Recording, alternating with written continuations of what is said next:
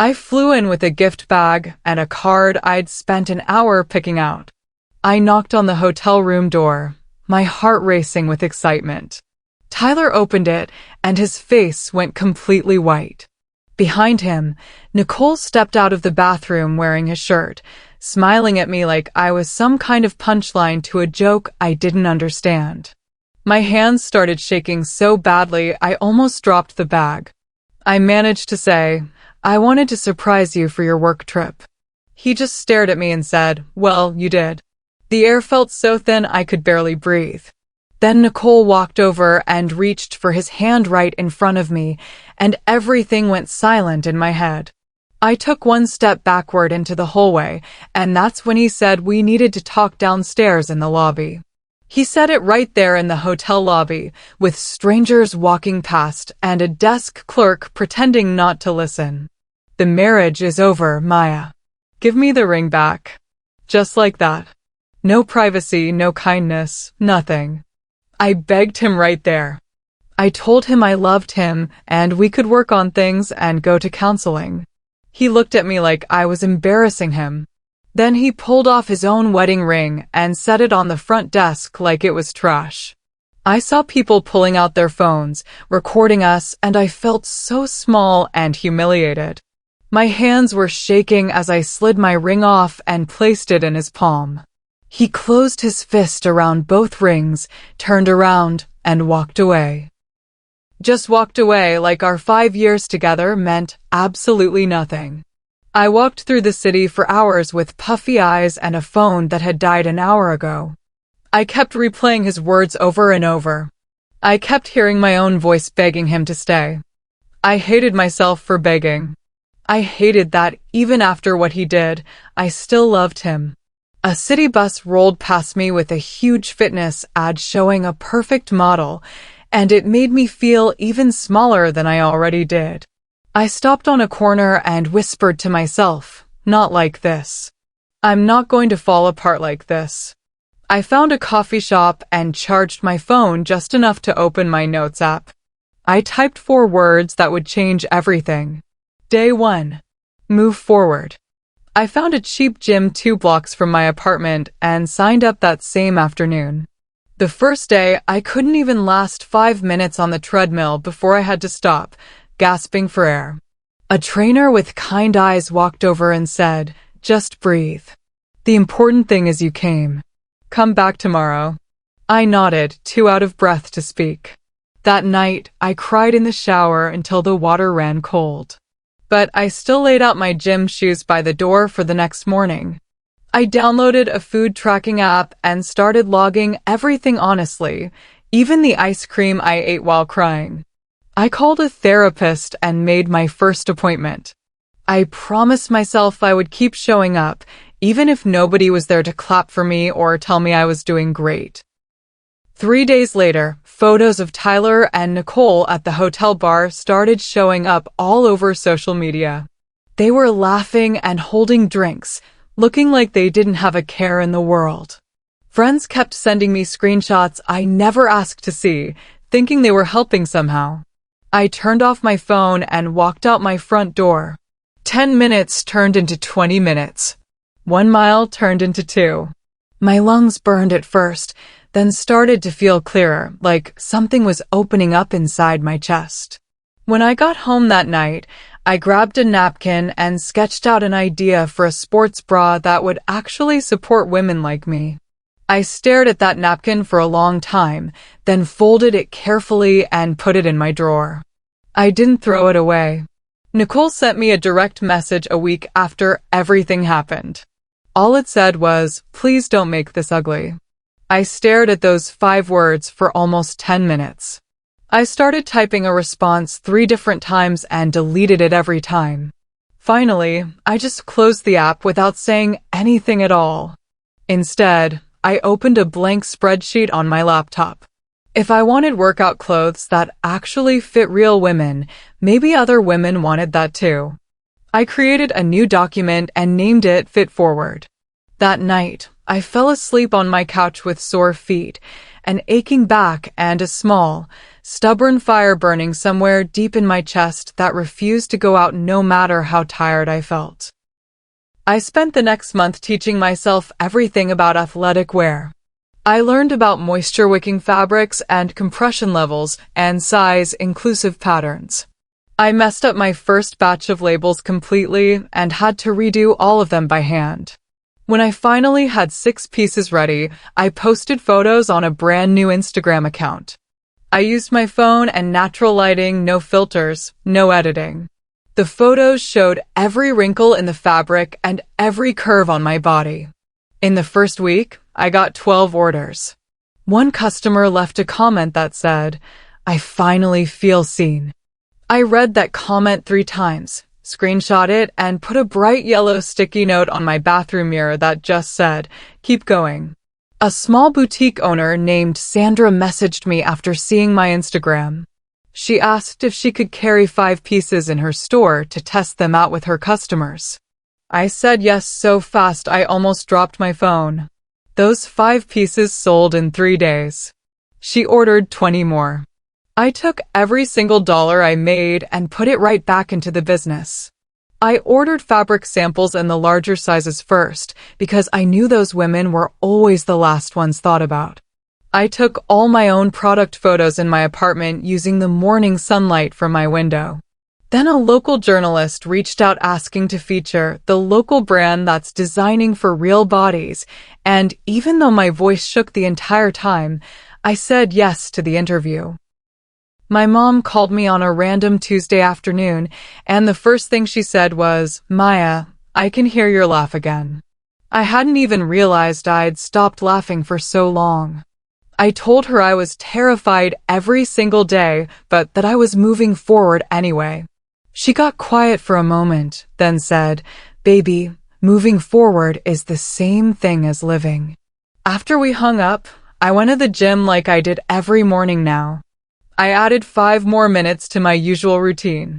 On my way out, wiping sweat from my face, I saw someone I recognized. It was Ryan, Tyler's coworker from his office. And he definitely saw me too. Our eyes met for just a second before I walked past him and out the door. Ryan called me 2 days later. We met for coffee, and he told me something that made my stomach turn. He said Tyler had been bragging around the office about trading up and how he was so much happier now. The words hurt exactly the way they were meant to. But instead of breaking down, something inside me got harder, like steel. That night, I stayed up until 3 in the morning perfecting a waistband design that wouldn't roll down no matter how much you moved. When I finished the pattern, I wrote 2 words on it with a permanent marker. Stay up. It felt like I was talking to the waistband, but I was really talking to myself. It felt like a prayer I was making to the universe. I booked a small booth at a weekend market that cost almost everything I'd made so far. I was terrified nobody would stop by. But women came. They touched the fabrics, tried things on right there, and smiled real smiles. I took the time to fit each person myself and wrote down their names on order forms. They told me stories about their own pain and their own hope, about climbing stairs and feeling invisible and wanting to move their bodies without shame. Near closing time, I noticed a tall man in a simple dark jacket standing at a distance. He wasn't shopping. He was just watching the line of women at my booth. When the last customer left, he walked over. He held out his hand and said quietly, "I'm William Hart." He asked me questions about my margins, my return rates, my sizing strategy, and my goals for the next year. Not once did he ask about my personal life or about Tyler. After I answered everything honestly, he nodded slowly and said, "You've built something honest in a market full of lies. That matters." He reached into his jacket and handed me a simple white business card. Then he said, "Let's talk Monday. I think we could work together." He walked away before I could even process what had just happened. I looked down at the card. It said he was a venture capital investor. My hands started shaking all over again. Monday came, and I met William in a small, plain office with big windows. No fancy decorations, no trying to impress me. He reviewed my business plan for 30 minutes without saying a word. When he finally looked up, he said he loved that I was paying my seamstresses fair wages and that my sizing started at extra large instead of ending there. He offered to invest in FitForward, but he also spent an hour giving me advice I could actually use. Grow slow and steady, he said. Keep the heart of what you're building, or it won't mean anything. I left his office with real capital in my business account and a calendar suddenly full of work that actually mattered to me. 3 months later, I was walking past a shop window downtown and caught my reflection. For the first time in over a year, I didn't look away. My body had changed, yes, but my eyes had changed even more. They looked alive again. Strong. I smiled at myself right there on the sidewalk. That night, I filmed a simple thank you video for my customers. I had to record it 4 times because I kept almost crying. I finally got through it and posted it. 10 minutes later, my email pinged with a new message. An advertising agency downtown said a Billboard spot had opened up unexpectedly. They wanted to know if I was interested. My heart started racing before I even finished reading. I met with the ad team in their glass office overlooking the city. They asked what kind of image I wanted on the billboard. I took a deep breath and said, no edits. No smoothing. No fixing. They all blinked at me like I'd said something in another language. I kept going. I want my stretch marks right where they are. I want skin that looks like real skin. I want women to see themselves, not some impossible idea. There was a long silence. Then the creative director smiled and said, done. She pulled up a map on her computer to show me exactly where the billboard would be located. When I saw the address, my whole body went cold. The billboard was directly across the street from Tyler's office building. I hadn't known when I applied. I stared at that map and felt my heart trying to pound its way out of my chest. It felt like fate was making some kind of statement. But I chose peace instead of revenge. I looked up at the ad team and said, run it anyway. They asked if I was sure 3 different times. I was sure. I turned my phone back on as I left their office, and my hands were shaking. Part of me was terrified, but a bigger part of me was ready. Ready for him to see me. Ready for the whole city to see me exactly as I was. The billboard went live on a Thursday evening right at dusk. I stood on the sidewalk across the street with strangers walking past me, and when those lights turned on, some of them actually clapped. There I was, 20 feet tall, wearing FitForward gear with my real body and my real smile. No hiding. I didn't cry like I thought I would. Instead, I smiled up at myself and whispered, hi Maya. Look at you. Across the street in Tyler's building, I saw a shadow pause in one of the big windows. Someone was looking. I didn't know if it was him, and honestly, I didn't care anymore. I'd already won. My phone buzzed an hour later. It was Tyler. The text said, you look amazing up there. Can we talk? I read it twice and set my phone face down on my kitchen counter. I went out to dinner with my team and laughed so hard my face hurt. When I got home after midnight, there was a second text waiting. I made mistakes, Maya.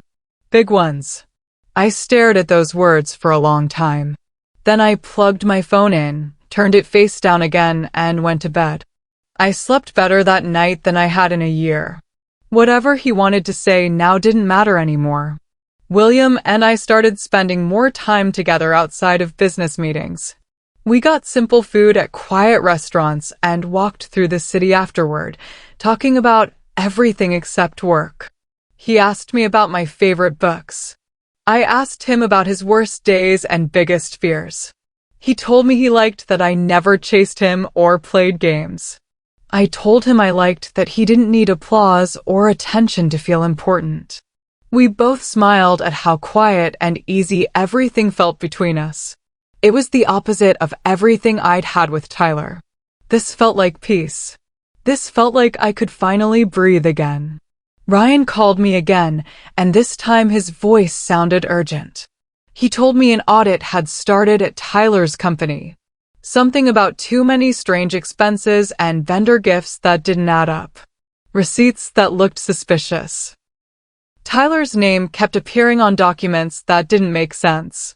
I listened quietly and said nothing. I didn't feel happy about it. I just felt neutral.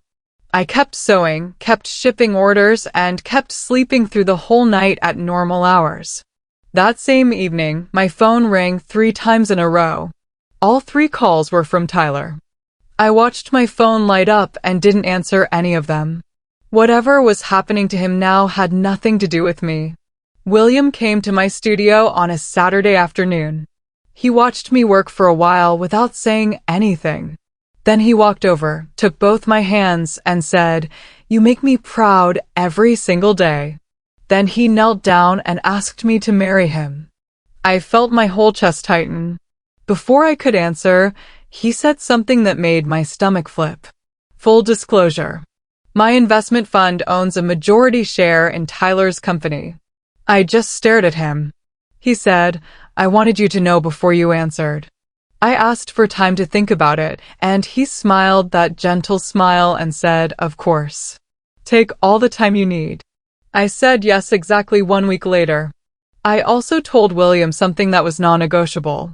I would never use him or his position to hurt Tyler. Never. William smiled wide and said, "Maya, that's exactly why I love you." We set a quiet date for a small wedding with just close friends.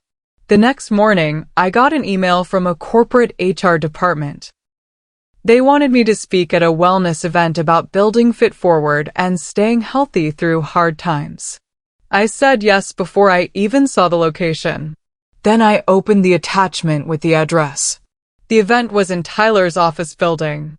I sat there staring at my laptop screen, and then I started laughing. The universe really did have a sense of humor. I arrived at Tyler's building on the morning of the event wearing a FitForward outfit I designed myself. Security guards rushed past me toward the elevators, talking urgently into their radios. Something was happening upstairs. I rode up to the conference floor and got ready to speak. Later, I found out the audit had finally broken open. They'd found vendor kickbacks, falsified receipts, and money moving in directions it shouldn't have been moving. Tyler's signature was on too many documents he shouldn't have signed.